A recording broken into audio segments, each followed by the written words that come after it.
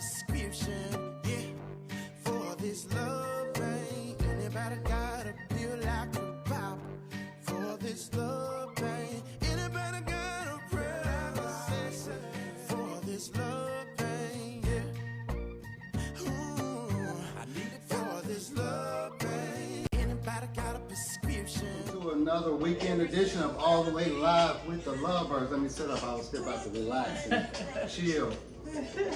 All the Way Live with the Lovebirds, where I am one half of your dynamic duo. I go by the name of Dr. James Byrd, and this lovely and talented and beautiful wife of mine with these fly breeches on. She goes by the name of Dr. Angel Byrd. And together we are The Lovebirds. And we are just so happy again to be here for another weekend edition of All the Way Live with the Lovebirds. And so let me just welcome you in. She may share with somebody. Well, I'm gonna tell you that's your thunder. Text somebody and tell them All the Way Live with the Lovebirds is on. You can do. Welcome the people today, babe. That's what I'm doing. I know. Don't tell me to. Well, I mean, you don't have to welcome, but you just say hello, start talking, tell them what's on your mind. I'm starting though.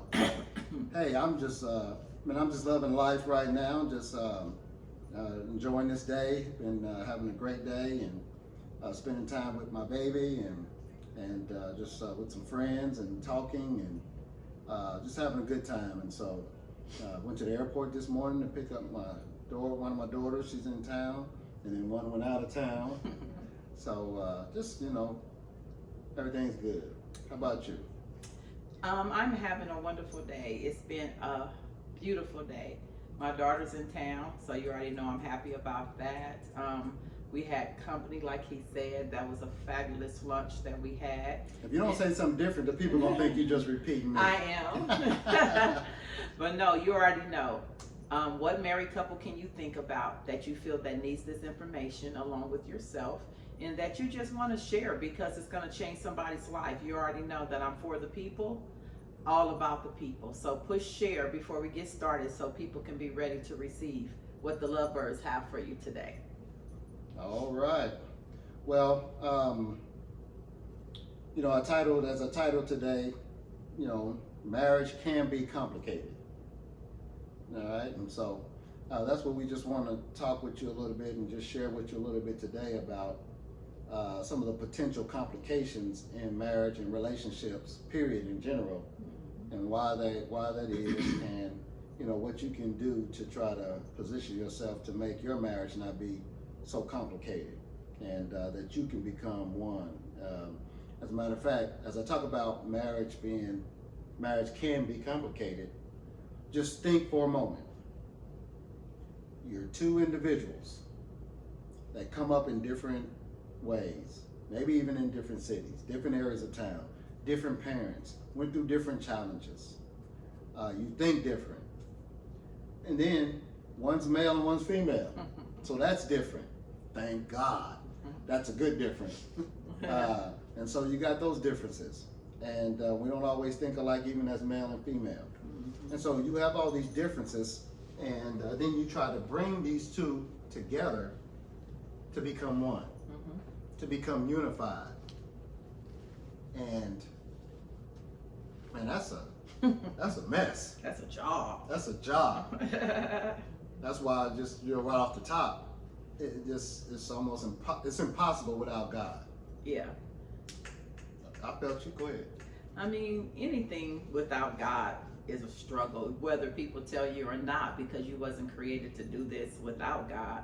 But to try to do the number one thing that he instituted was the marriage relationship with two different people thinking completely different.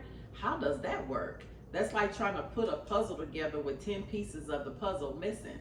And so it's no different than doing it in the relationship. In his brain, it's like his brain is a puzzle, and in your mindset, you're thinking all the pieces is missing. Not 5, but all the pieces are missing. And it just can be a communication breakdown. It's just so many things that go into this marriage relationship that people are not talking about. And they're allowing other people to think that their relationship is just flourishing and it's amazing, but really it needs some work. And it actually don't need work. It needs the tools for the work. And that's what people try to do, put in work, but don't have the proper tools to get the job done. So it's time today to get some of those tools. All right, so I guess we're going to be doing our best to hand out a few tools to put in your tool belt as it relates to marriage and the potential complications. So with these complications in marriage, with these complications in two different people trying to unite and become one, I guess I'll start. One of the things that I see as a potential complication in the relationship is, the fact that everybody seems to think they're right in their own eyes. Isn't it amazing how people can talk about it? They go to counseling and we'll say that we know that we think we're right in our own eyes, but then as soon as the opportunity presents itself again, we think we're right in our own eyes, and we just keep doing it over and over again. It's crazy. And you know why that is? Tell me, please. Because we think we're right in our own eyes. we think please we're tell right. me. And and listen, I mean, I've said this before. I mean, you shouldn't think you're wrong. I mean, that wouldn't be the way to walk around just thinking you're wrong. But God warned you. Yeah, go ahead. No, He warned you and said you're gonna think you're right in your own eyes, but let me help you out. You're not. But how do we tell our spouse that? Yeah, just like how do we tell our spouse that there's too many pillows on the couch and you can't sit down? I can't even get comfortable on the couch. It's not for you to sit up on Friday. Oh, that's right. I'm not supposed to even sit on this couch. That's right. So y'all forgive me if I'm moving around. I'm trying to get comfortable on this couch. Yeah, she's smashing my pillows. Oh, help me. What you need? All right, is that better? Okay. I think that's better. That feels better. Cool. Woo! All right, so we think we're right, and so here's the thing. I don't want you, because Pastor Jay said in the Bible says, every man think he's right in his own eyes, and that's making it complicated for us to become one in this marriage. So I don't want you to flip that and just think, I'm just going to always think I'm wrong. That's not what I'm saying. But what you need to know and what you need to think, or what we all need to think and realize, is that what we are is flawed.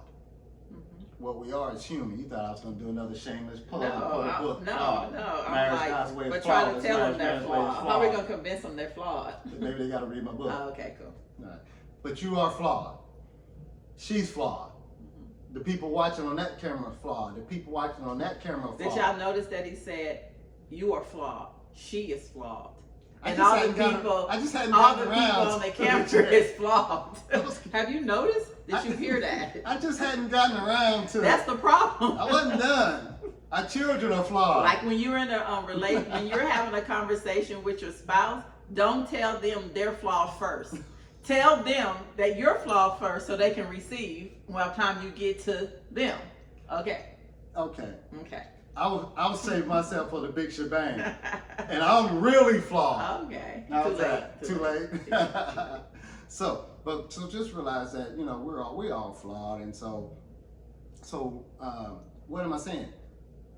So don't have this microscope pointing at your spouse, identifying what it is that they do and say and how they act that you think is flawed. Yeah. That's a biggie.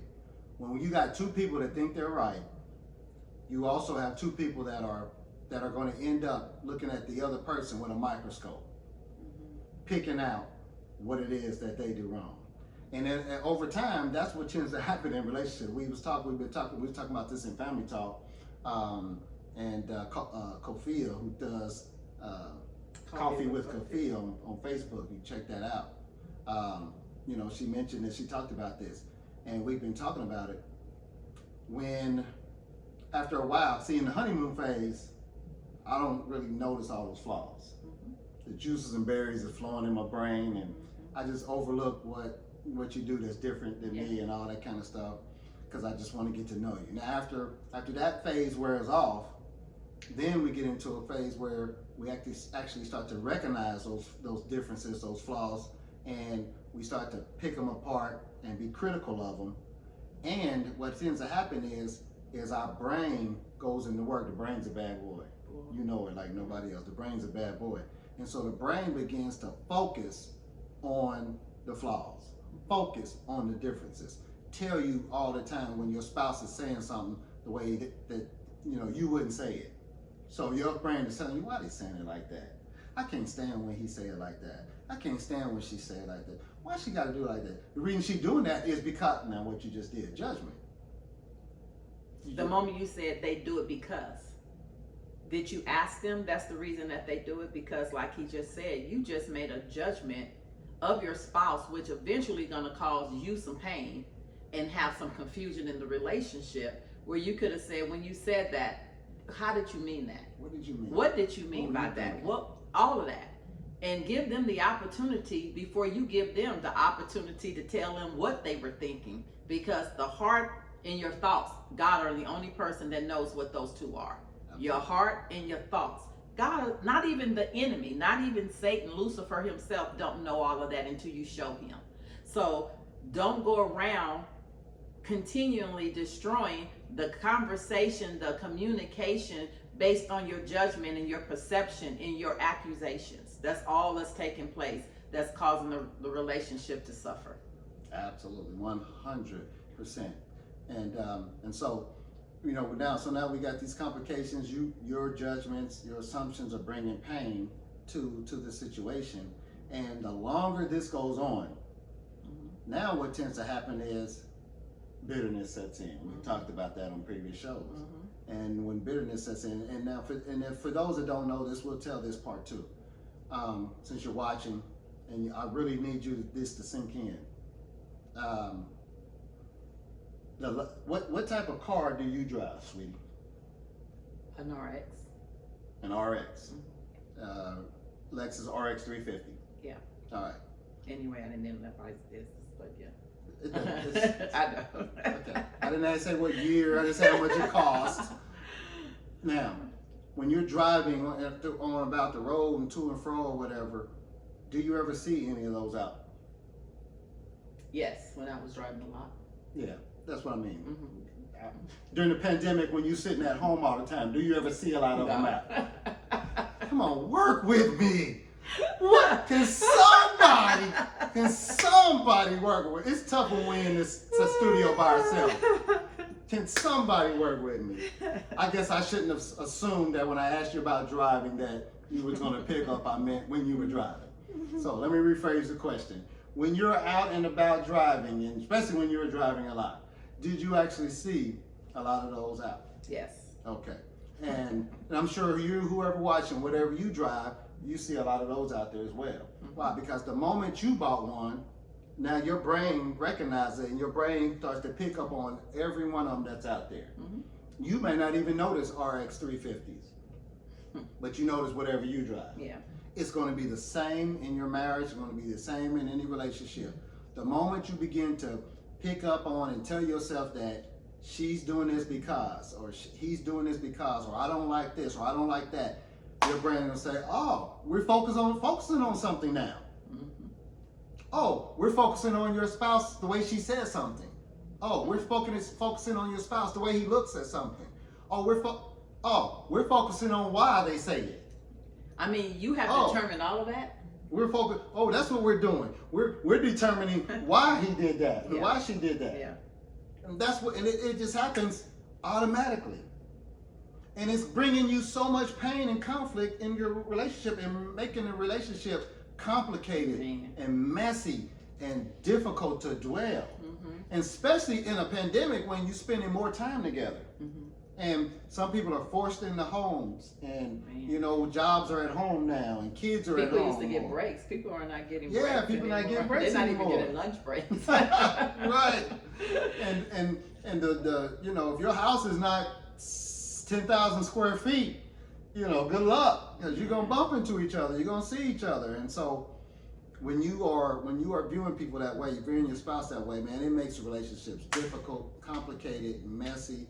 And that's just not what God's after. And so exhausting. So exhausting. And so what would I say? Well, I would say that just like you tuned your mind in to what it wanted to see in your spouse that was not right in your eyes and why they were doing it, tune your mind into something different about your spouse. How do you do that? Well, you need to sit down and talk to them. Have conversations. What are you thinking when you do this? What are you thinking when you say this? What are you thinking when you go? Will you do that? And when you do this, then listen and believe them. And now when they do that thing, your mind will now go to say, oh, this is why she's doing that. And now it's not bringing you pain anymore. Yeah. But as long as you think you know the reason why they was doing it and it wasn't the right reason, you're bringing pain. But now I know the reason why you're doing it is because you're just trying to help me. Oh, now that doesn't bring me pain. Oh, now I know the reason why you're trying to tell me to turn left or to speed up or I didn't put on my blinker is you just don't want me to get a ticket. And you've gotten a ticket like that before. Now it's not bringing me a source of irritation. Well, maybe that might. What was the name of that one movie? It's called 21 Days, where she would wake up and every day, she would forget 50 First Dates. That one? With Drew Barrymore? Yeah. 50 First Dates. Could you, basically that's what we do in marriage. You will go through that day, and then the next day, it's like you start over with the same stuff, like you forgot that you guys was in the car yesterday fighting over who said turn left and who said turn right. Did you forget that you just did it yesterday? And then how about the next day and then the next day? Did you forget that you just did it that day too? And it's like, what is gonna click in us that says, if you say that, or if we don't come to an agreement and we don't have conversations about this, guess what? Your day is going to start off great, but eventually it's going to end up in disaster. Then you go to sleep and you wake up and say, oh, honey, let's go on a date. Then you get in the car and you say, we're not going the right way. You turned the wrong way. Don't you know, if you haven't had a discussion and decided that how you guys gonna handle this disagreement, guess what? It's getting ready to be another day. And then you're gonna go to sleep. And you're gonna wake up. So when we go to sleep, it doesn't fix everything? No, and neither does going just to the altar for just prayer if you don't have any tools. It's the same thing. How about when we have sex? No, when the high wears off, just like if you drank some wine or smoked something or did something, when it wears off, those same issues are gonna be there if they're not dealt with. So the only way to fix something is to deal with it. That's it. Roll up the sleeves. But most people want to deal with everything else. I can deal with the problem on the job. I can deal with the kids. But we're only going to do surface stuff because I know. And it's so crazy to me because you will have the argument in the car over who's going the right way, but you're not willing to have the hard conversations that you need to have to fix the relationship. We avoid those. And in those conversations, and the reason why those conversations are hard most of the time and difficult is because they become conversations of accusations. And so you spend the whole time in those conversations accusing one another of what they did and things like that. And so in those conversations, what you need to do is you need to allow your spouse to maybe tell them something that may be a source of irritation to them, or maybe something they want to know what it is you're thinking when you do this, and then eat and own up to a potentially that there might be a flaw in you in that area. Yeah. We have insecurities. Yeah. We have judgments. We have prejudices. Dare you admit that? Dare you admit that you have insecurities, or you are insecure in this area? Dare a man say he's insecure? Are you kidding me? And as long as you can't say those things, that's how long it'll take for your relationship to stay on the rocks and never get to where it needs to go. Because you got to first deal with you. Yeah, because I think that sometimes you don't understand when you say, you have insecurity. Yeah. You maybe picture the person that you've known that was the most insecure person in themselves. They couldn't even look at themselves in the mirror because they just been beat down so much in their life, and that's not necessarily you. You may be confident in this and confident in that and confident in that, but you may be insecure if you think that your wife doesn't think that you're a champion, maybe in one particular area. Just the hero today. Yeah, maybe she critiqued you about something, and you're taking it as now she thinks that you can't get the job done or nothing, and so that would be a level of insecurity. Yeah. No, she just was talking about one subject, one particular thing that she didn't like, that you did the way you did it or something like that, and she's only talking about that. She's not saying you're a failure. Yeah. She's not saying I'm married. Hopefully she ain't saying that. And so, but it's hard sometimes in relationships after a long time to not internalize what the closest person in our life is saying to us as us. at the core, God loves you. At the core, your spouse loves you. At the core, you should love you. And if at the core of who you are, you love yourself and you know that God loves yourself and you know your spouse or you believe your spouse loves you, then you should be able to handle, the fact that, maybe I'm not the best manager of money. Maybe I'm not the best at this, or maybe I'm not and guess what? You don't have to be the best at everything. But be the person that is trying to do your best. Yeah, and you have to think about the insecurities too, because they show up in so many different titles, like control, fear, shame. I mean, it shows up in all of these different categories.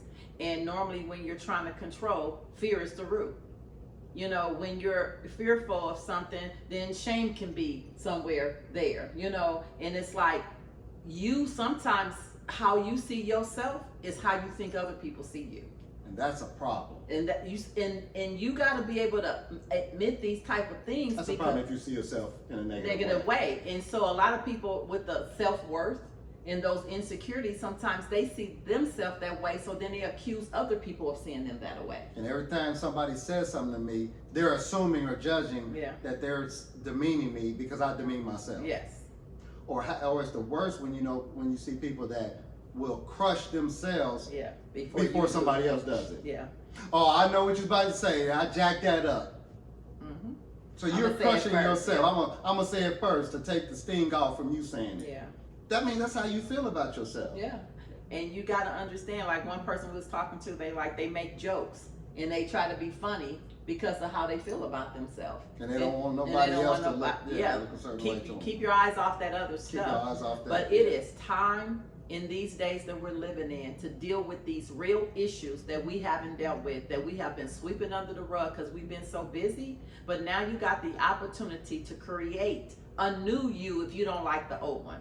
You got an opportunity to create a better relationship if you don't like the other one. God is not looking at it. This relationship's been jacked up so long, let's just do away. God is always after coming for his children to make sure that their stuff is better. They just got to be able to roll up their sleeve and get in the fight too. Absolutely. And that's what needs to take place. Forget about what happened yesterday. Let's do something new and fresh and create better relationships. And it's so sad if you cannot have a conversation with your spouse for them to understand that they have flaws too, and that it's some adjustments that they need to make, and it's not okay for them to stay the same way that they've been since the day you married them. Absolutely. Everybody should be changing. And so it's not okay for them to say, this is just who I am and this is how I am. That's not okay. And let me tell you this as well. This is a great enemy to improvement in your life, and even improvement in your marriage, but improvement in your life. This is a great enemy to it. When you have these two perceptions these two attitudes, one being, I'm a lot better than I used to be. Now you're saved, you're Christian. I don't cuss all the time. I don't drink. I don't do all that. I don't go out. I don't do all that. So I'm better than I used to be. And then when you say, I'm better than them, I'm not as bad as them. Yeah. So when you look at yourself and you say, I'm not as bad as I used to be, and I'm not as bad as them, that is a place of complacency about to set in your life. You don't feel you need to get any better. Why? Because you feel like you're better than what you used to be. What it's saying is you're stuck and you don't know it. You're stuck and you don't know it. And so don't have that attitude. If I can appeal to you today, man, let's just all just look within and just say each and every day, how can I be better? Yeah, I think about being a believer because marriage was created for God's people. I think about not putting in the work in that relationship, and as a believer you live miserable. It's like as a Christian we shouldn't even have a miserable life, and we shouldn't accept living in our relationships like the world. We shouldn't want to just have to go through this and just tolerate somebody and just like, this is what I signed up for, let's just make it work. That's like nothing like Jesus. Nothing. That's nothing like what I picture eternity in heaven on earth, or just peace in it's nothing like that. Nothing like that. And so, don't you want to live in peace? Don't you want a happy marriage? Don't you want to be able to make other people attractive to marriage where they want what you have? It's like it's available, but it takes work, and it's not going to just happen. Most married couples never even read marriage books.